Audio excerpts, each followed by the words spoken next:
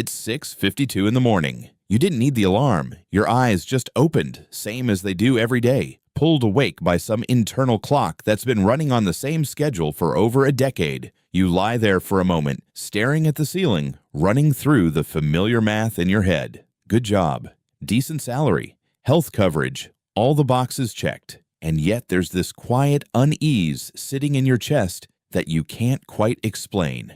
You're earning more than your parents combined at your age. And somehow, at the end of every month, there's almost nothing left. That feeling isn't an accident. It isn't bad luck or poor discipline. It's the result of a system that was specifically built to produce exactly that outcome. Let's talk about why. The machine that fragments your money before you touch it. I'm Duck of Wall Street, and what I want to walk you through today is something I think about constantly: the invisible architecture of the modern salary. Not the number on your offer letter, the actual experience of living inside it. Let me paint you a picture. Meet Scrooge. He's 36, pulling in $82,000 a year. By most measures, he's doing well. Top quarter of earners, stable employer. He should feel comfortable. He doesn't. Every 2 weeks, a paycheck lands. Before taxes, that's around $3,150. After federal, state, and payroll taxes, he's looking at roughly $2,400 actually hitting his account. Now here's where the architecture kicks in. That money doesn't sit there waiting for Scrooge to decide what to do with it. It was already spoken for before it arrived. Rent, $1,150. Groceries and restaurants, $380. Car payment plus insurance plus gas, $520. Phone, streaming, software subscriptions, $110. Utilities and internet, $130. That's $2,290 gone before Scrooge has made a single discretionary choice. He has maybe $110 left for 2 full weeks of living. But here's the part that makes the system so effective. Scrooge doesn't feel poor. He has a car. He has an apartment. He goes out occasionally. He looks, by every visible measure, like someone who has figured it out. The trap works precisely because it gives you just enough comfort, enough convenience, enough surface-level stability to stop you from noticing that you're not actually accumulating anything. You have a lifestyle. You don't have wealth. Those are 2 completely different things, and the system works very hard to make sure you never clearly see the distinction. Why every raise tightens the grip instead of loosening it. Here's the part that took me a long time to really absorb. The salary trap doesn't just catch you at one income level. It scales with you. You start at $55,000. You get a modest apartment, a used car, you manage. Then you get a raise to $75,000, and something automatic happens in your psychology. You upgrade. Nicer neighborhood, newer car. The subscriptions multiply. The dining out gets a little more frequent. By the time your income hits $90,000, your expenses have quietly restructured themselves around $85,000. The gap, the only thing that actually matters, stays paper thin. Economists have a name for this: lifestyle inflation. I think that term is too gentle. What's actually happening is a trap that resets itself at every income level. Each raise feels like progress. Each one actually just rebuilds the walls of the same cage at a slightly larger scale. I have a friend, call him Scrooge, who spent 8 years climbing the ladder at a tech company. By the time he hit 6 figures, he had a mortgage, 2 car payments, kids in private school, and a gym membership he used maybe 4 times a year. When his company dangled a promotion worth $18,000 more per year, he felt genuine relief, like he'd finally gotten some breathing room. Within 14 months, the mortgage had been refinanced at a higher balance for renovations. 1 car was replaced after a costly repair estimate, and his oldest had started orthodontic treatment. His monthly stress level was identical to what it had been before the raise. The number changed. The feeling didn't. That's not coincidence. That's the system functioning exactly as intended. The thing nobody says out loud about financial stress. Here's a question worth sitting with, honestly. If your income stopped tomorrow, completely, no severance, no warning, how long could you actually keep going?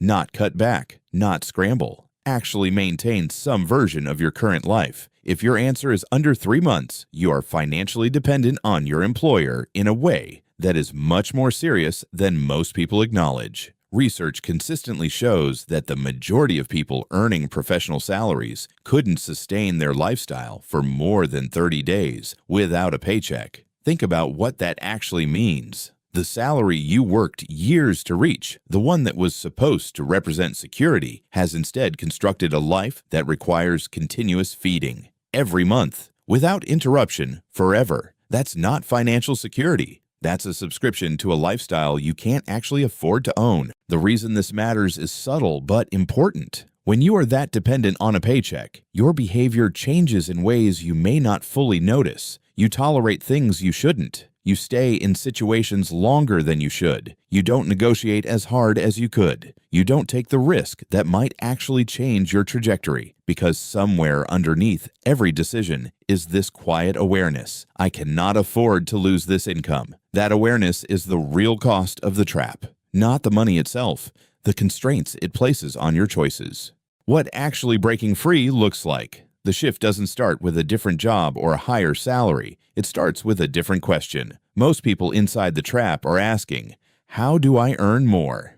The better question is, why does everything I earn disappear? The first question keeps you running faster on the same track. The second one makes you look at the track itself. Once you're asking the second question, a few things become clear. Income and wealth are not the same thing. A $180,000 salary is income. It's a flow. It requires your continued participation to exist. $40,000 in index funds is wealth. It exists whether you show up tomorrow or not. One is rented, the other is owned. The system is very good at helping you maximize your income and very quiet about the difference between that and actually building something permanent. The gap is the only lever that matters, not the top line. The difference between what comes in and what goes out. A person earning $60,000 and spending $45,000 is in a fundamentally stronger position than someone earning $150,000 and spending $148,000. The math isn't complicated. The psychology that makes the second scenario so common,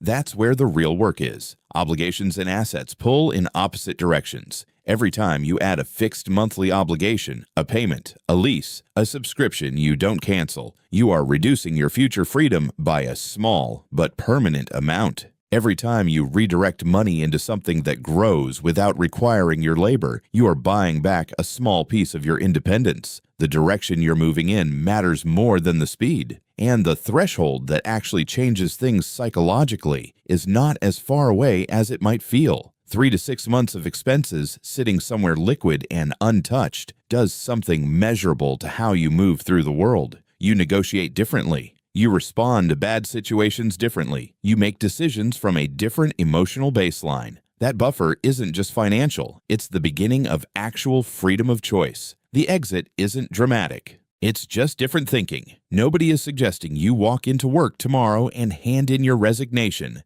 That's not the point. And it's not the move. The point is simpler and more actionable than that. The salary trap is a system. Systems can be understood. Systems that are understood can be navigated differently. The people who manage to build genuine financial independence aren't generally smarter or more talented or luckier than the people who don't. They just, at some point, saw clearly what they were inside. They stopped measuring progress by their income level and started measuring it by their actual margin, the gap, the buffer, the slowly growing pile of things they own outright. They stopped asking for a bigger cage and started asking how to need the cage less. That question changes everything. And once you start asking it, it's very hard to stop. If this kind of breakdown is useful to you, the psychology behind money, the systems that quietly shape financial behavior, the mechanics of actually building independence rather than just earning more, this channel covers all of it. New content every week. Each one is designed to give you one more clear view of the system you're operating inside. See you in the next one.